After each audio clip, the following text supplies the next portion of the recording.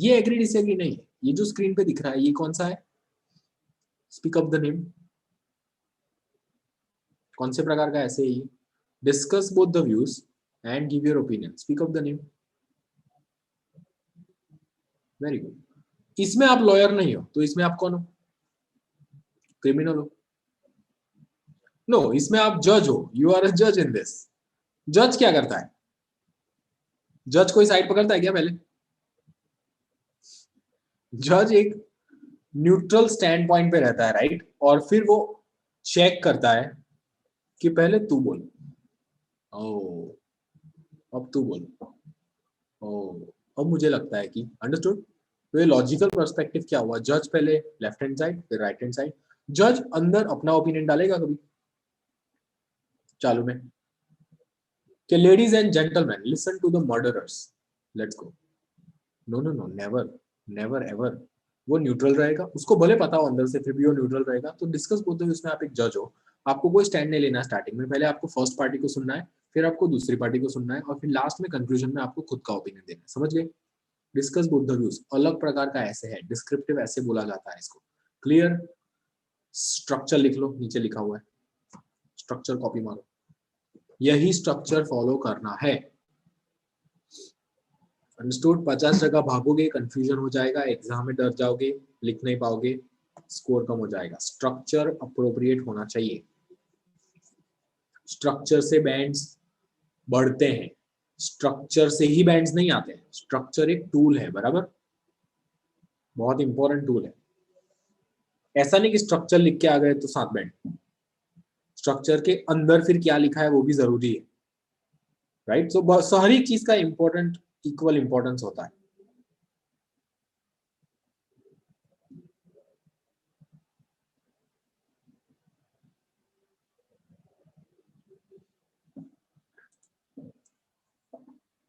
तो ये हमारा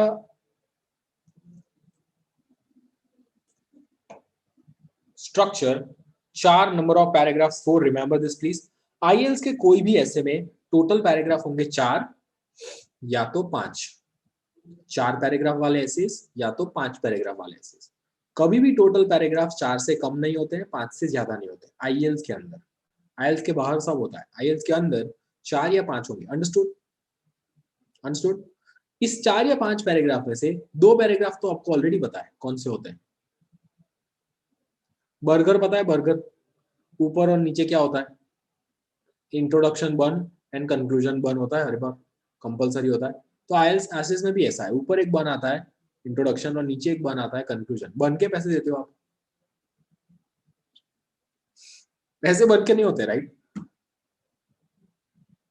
असली मसाला तो बीच में होता है। पर बन नहीं देगा तो चलेगा वो एक बार कि सर चला ही लो ना आज, बन ओछा जाए तो चलाओगे? छुट्टा फेंक के मारोगे बर्गर उसको वापस? नहीं चलेगा, बराबर? नहीं चलता है। फॉर्मेट के बिना वो बर्गर रहेगा ही नहीं फिर। डू यू अंडरस्टैंड कैसे कैसे एग्जाम्पल हमको आपको देने पड़ते हैं ऐसे, बर्गर वर्गर एंड स्टफ? पर आपको समझ में आ गया कि ये दोनों चीजें भले छोटी छोटी होती है पर जरूरी होती है, ये फॉर्मेट बनाती है ऐसे का। Clear? Introduction and conclusion have to be there, both of them. बीच में आते हैं बॉडी पैराग्राफ। इस केस में 2 आएंगे, बॉडी 1 में आएगा व्यू 1, बॉडी 2 में आएगा व्यू 2। अब फटाफट से ये बताओ कि व्यूज किसके हैं, मेरे के आपके? माई व्यू की और व्यू? माई व्यू की और view? nobody's view. Some people मतलब third person perspective, other people मतलब some other people. All right? तो उन लोगों के लिए लिखेंगे हम, ऐसा लिखेंगे सम पीपल बिलीव दैट। दूसरे बॉडी पैराग्राफ में हाउएवर अदर पीपल। आप जज हो, याद है? जज हो आप, जज हो आप। Some people and other people. Clear? This is how we gonna do it.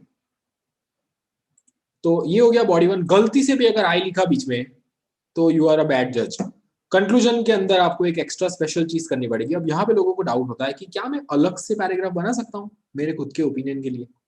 Can I right a separate paragraph for my own opinion? Writer का ओपिनियन सी कर सकते हो, पर हमने करके देखा है नहीं, प्रैक्टिकल है वो चीज, क्यों नहीं है? क्योंकि जब आपने पहला व्यू बोला, फिर आपने दूसरा भी बोला, फिर आप तीसरा अपना खुद का ओपिनियन डाल रहे हो, तो कोई नया ओपिनियन थोड़ी है, दोनों में से एक ही बोलोगे।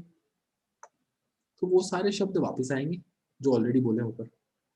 फिर वापस कंक्लूजन लिखोगे तो उसमें क्या आता है? कंक्लूजन में नया आता है कुछ, वही आता है जो ऊपर बोला है। कितनी बार बोलोगे अलग अलग तरीके से? अंडरस्टूड?